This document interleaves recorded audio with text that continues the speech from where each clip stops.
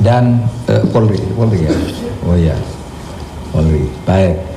Laporannya begini, Satgas TPPU terus bekerja untuk memastikan tindak lanjut atas penyelesaian 300 LHA, laporan hasil analisis, strip LHP, laporan hasil pemeriksaan, dan informasi dari PPATK terkait dengan Kementerian Keuangan sebesar 349 triliun rupiah, khususnya terhadap nilai transaksi sebesar 189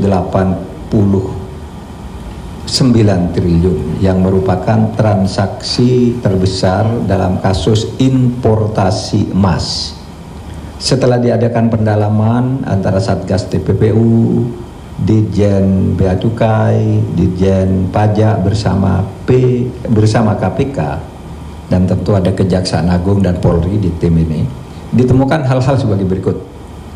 Penyidik Direktorat Jenderal Bea Cukai meyakini telah memperoleh bukti permulaan terjadinya tindak pidana kepabeanan dalam penanganan surat yang dikirimkan oleh PPATK nomor SR 205/2020 dengan nilai transaksi mencurigakan sebesar 189 triliun rupiah. Penyidik telah menerbitkan surat perintah penyidikan bernomor 7 tanggal 19 Oktober 2023 dengan dugaan pelanggaran Undang-Undang Kepabeanan dan Undang-Undang Tindak Pidana Pencucian Uang, serta sudah menyampaikan surat pemberitahuan dimulainya penyidikan atau SPDSP kepada Bidang Pidana Khusus Kejaksaan Agung Republik Indonesia. 2. Transaksi emas dalam periode 2017 sampai dengan 2019 melibatkan 3 entitas terafiliasi dengan grup SB. SB ini inisial orang yang bekerja sama dengan perusahaan di luar negeri.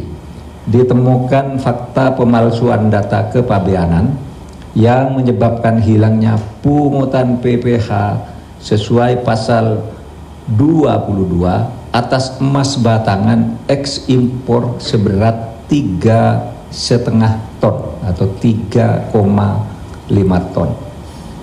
3. Modus kejahatan yang dilakukan adalah mengkondisikan seolah-olah emas batangan yang diimpor telah diolah menjadi perhiasan dan seluruhnya telah diekspor. Padahal berdasar data yang diperoleh, emas batangan sebesar 3,5 ton diduga beredar di perdagangan dalam negeri. Dengan demikian, grup SB telah menyalahgunakan surat ketetapan bebas PPh pasal 22.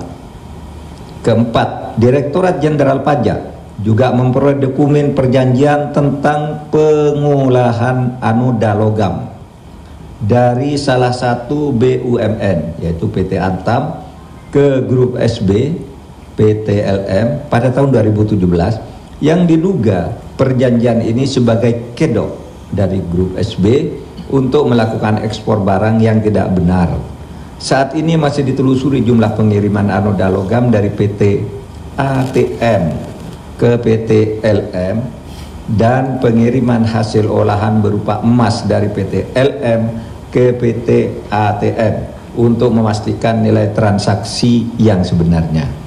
Yang kelima, Direktorat Jenderal Pajak memperoleh data bahwa grup SB melakukan SPT secara tidak benar, sehingga Direktorat Jenderal Pajak menerbitkan surat pemerintah pemeriksaan bukti permulaan atau SPINBUKPER tanggal 14 Juni tahun 2023 terhadap 4 wajib pajak grup SB. Data sementara yang diperoleh terdapat pajak kurang bayar beserta denda yang diperkirakan mencapai ratusan miliar rupiah untuk grup SB. 6. Dalam menjalankan bisnisnya, SB memanfaatkan orang-orang yang bekerja padanya sebagai instrumen untuk melakukan tindak pidana kepabeanan, perpajakan, dan tindak pidana pencucian uang. Dan terakhir, PPATK telah menyerahkan data tambahan transaksi keuangan mencurigakan yang berasal dari puluhan rekening grup SB kepada Direktorat Jenderal Pajak untuk dilakukan analisis kebenaran pelaporan pajaknya. Saudara, itulah perkembangan tentang penanganan